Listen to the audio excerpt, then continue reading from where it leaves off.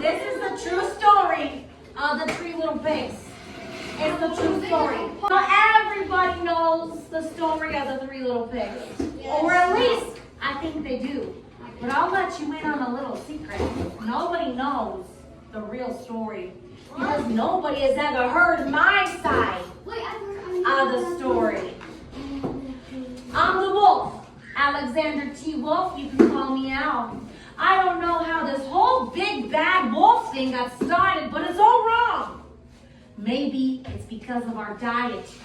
Hey, it's not my fault. Wolves eat cute little animals like bunnies and sheep and pigs. That's just the way we are.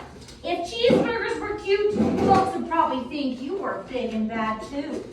Yummy. But like I was saying, the whole big bad wolf thing is all wrong. The real story is about a sneeze and a cup of sugar.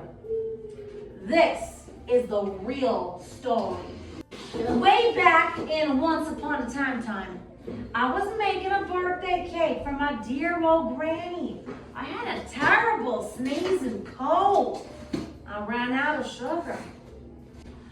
So I walked down the street to ask my neighbor for a cup of sugar. Now this neighbor was a pig, and he wasn't too bright neither. Can you believe it? He built his whole house out of straw. I mean, who in his right mind would build a house out of straw? So of course, the minute I knocked on the door, it fell right in.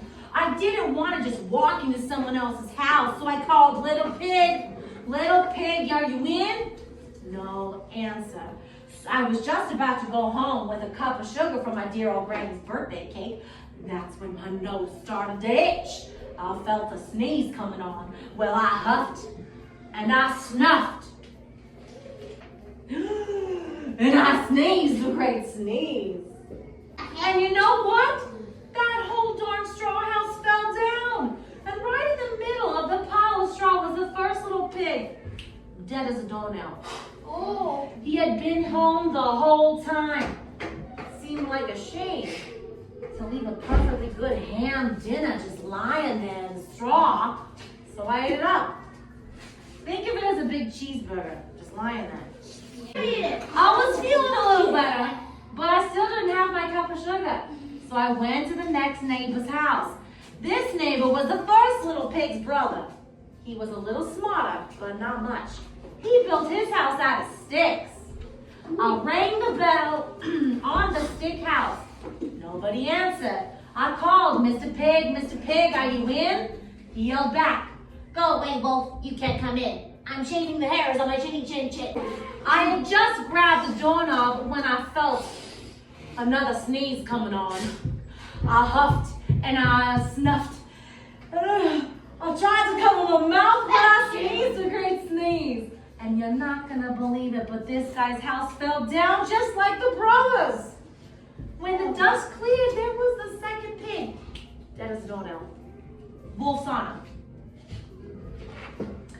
Now, you know how food will spoil if you just leave it out in the open? So I did the only thing there was to do. I had dinner again. Think of it as a second helping. I was getting awfully full, but my cold was feeling a little better. And I still didn't have that cup of sugar for my dear old granny's birthday cake. So I went to the next house. This guy was the first and second little pig's brother.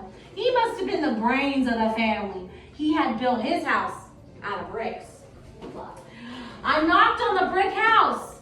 No answer. I called, Mr. Pig, are you in? And do you know what that rude little porker answered? "Get out of here, Wolf. Don't bother me again." Talk about impolite. He probably had a whole sack full of sugar, and he wouldn't even give me one little cup for my dear old granny's birthday cake. What a pig! I was just about to go home and maybe make a nice birthday card instead of a cake, but I felt my cold coming on. I huffed, and I snuffed, and I sneezed again. Then that third little pig yelled, "And your old granny can sit on a pig." Now, I am usually a pretty calm fella, but when somebody talks about my granny like that, I go a little crazy. When the cops drove up, of course, I was trying to break down the pig's door, and the whole time I was huffing and puffing and sneezing and making a real scene. The rest As they say, is history. The news reporters found out about the 2 pigs I had for dinner. They figured a sick guy going to borrow a cup of sugar didn't sound very exciting. So they jazzed up the story with all that huff and puff and blow your house down, and they made me the big bad wolf. That's it, the real story. I was framed. But maybe you could loan me a cup of sugar.